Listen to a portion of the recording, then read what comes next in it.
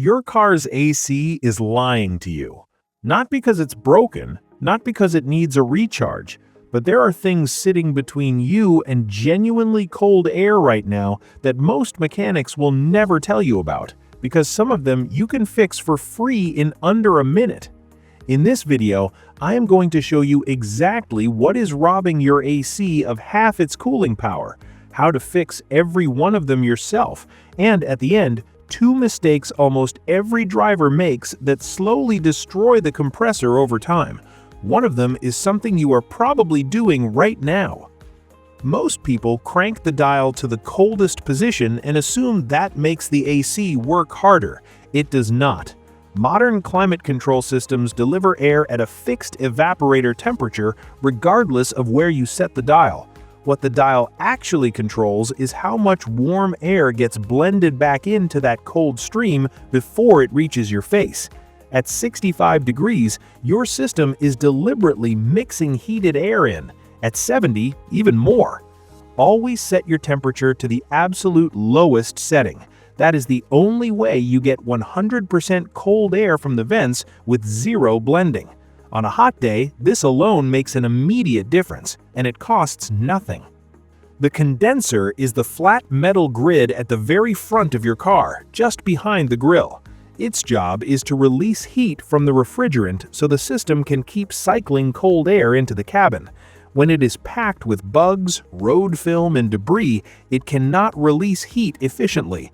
Your AC still runs, but it is working against itself and forcing the compressor to take the strain. Grab a garden hose and spray from the engine side outward, pushing debris out the front. Keep pressure moderate since the fins bend easily.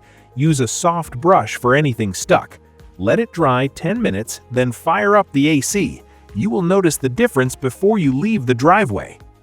The cabin air filter sits behind your glove box and catches everything the AC pulls in from outside. When it builds up, 2 things happen. Airflow drops significantly, so less cold air reaches you, and the trapped moisture becomes a breeding ground for bacteria, which is why so many cars smell musty the moment you switch the fan on. Filters are rated for 12,000 to 15,000 miles. Most people go 3 or 4 years without touching one.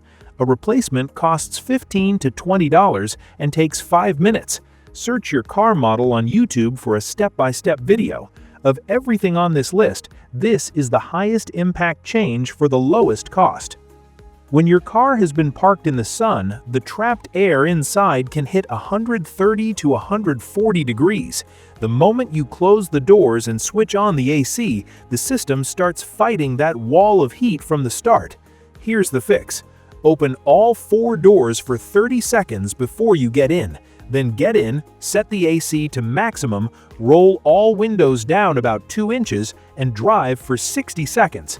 You are actively flushing hot air out the back while cold air fills from the front.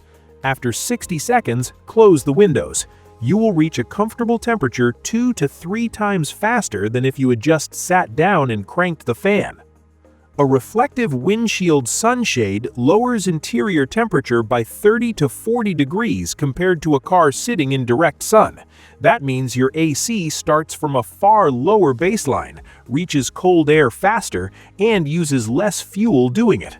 A quality sunshade costs $8 to $12. Combined with parking in shade whenever you can, this is the cheapest efficiency upgrade on the entire list. In normal mode, your AC constantly pulls hot outside air in and cools it from scratch. On a 100-degree day, that is a punishing workload. The recirculation button closes the outside intake and recycles already cooled cabin air. The system is now cooling 75-degree interior air instead of 100-degree exterior air. It gets cold faster, stays cold easier, and burns less fuel. After your hot air purge, activate recirculation once the cabin starts cooling. Keep it on for highway driving and stop-and-go city traffic. On long trips, turn it off for a few minutes every hour to refresh the oxygen inside the car. One important note: do not use recirculation when you first get into a hot car. You need to flush that superheated air out first, then switch it on once the temperature is dropping. Refrigerant doesn't get consumed like engine oil. In a properly sealed system, it lasts indefinitely, but no system stays perfectly sealed forever. Hoses and O-rings develop micro-leaks over years of heat cycling. If your AC used to blow cold and now it just blows cool, low refrigerant is a common cause. Buy an AC recharge kit at any auto parts store for around $40. It includes a pressure gauge so you can confirm you are actually low before adding anything. Most cars before 2021 use R134A. Most vehicles from 2021 onward use R1234YF, which needs a different kit. Check the sticker under your hood near the AC service port before buying. Behind your condenser sit 1 or 2 electric cooling fans. Their job is to pull air through the condenser when the car is stationary or crawling in traffic. When they fail or start running slowly, the condenser cannot dump heat fast enough, and your AC stops cooling effectively, even when the refrigerant is full and the compressor is running perfectly. Run the AC on maximum for 5 minutes, then open the hood. Both fans should be spinning at full speed. If one is dead or sluggish, that's your problem. Aftermarket replacements cost $40 to $80. Dealer pricing for the same part often runs $300 to $500. Do not pay dealer prices for a fan. The AC compressor is driven by the serpentine belt. If that belt is worn or slipping, the compressor doesn't spin at the correct speed, and you get weak cooling.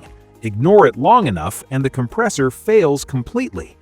Look for cracking along the surface, fraying at the edges, or a glazed, shiny look that signals slipping. Squealing when you first start the AC is a warning sign. A new serpentine belt costs $25 to $65 and is a 1-hour job with basic tools. If it snaps while driving, you lose AC, power steering, and battery charging. At the base of your windshield, where the glass meets the hood, there's a plastic grill with small openings. This is the fresh air inlet for your entire cabin ventilation system. Leaves, debris, and moisture collect here year-round. When it stays damp, mold grows at the direct entry point of every breath of air inside your car. Clear visible debris by hand. Then, with the AC fan on low and windows down, spray AC disinfectant or Lysol directly into the inlet. The fan draws it through the plenum and out the vents. Remove the cabin air filter first so the disinfectant passes through cleanly. Then install a fresh filter after. If your AC smells like a damp basement every time you start it, this will fix it. Many drivers shut off the AC in spring and fall to save fuel, but the system has rubber seals and O-rings that need compressor oil circulating through them to stay pliable. When the system sits completely idle, those seals dry out and crack. Once they crack, refrigerant leaks. If the compressor develops internal corrosion from sitting, you're looking at a repair that can exceed $1,200. Run your AC for 5 minutes every week, year-round. In winter, run it with the heat on to defog your windshield faster. 5 minutes a week keeps the seals conditioned and the compressor healthy. It is the cheapest insurance policy on the entire system.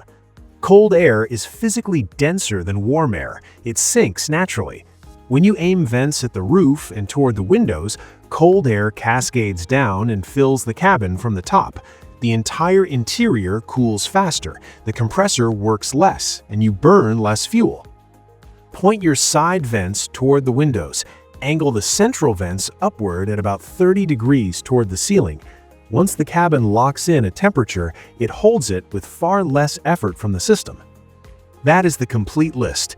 Clean the condenser, replace the cabin filter, do the hot air purge every time you get into a hot car, use recirculation the right way, run the system 5 minutes every week without exception.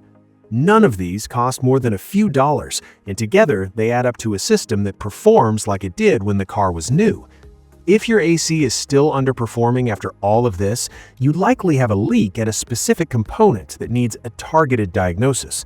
Drop a comment describing exactly what your system is doing, and I will point you in the right direction. Subscribe for more car maintenance tips that save you real money. See you in the next one.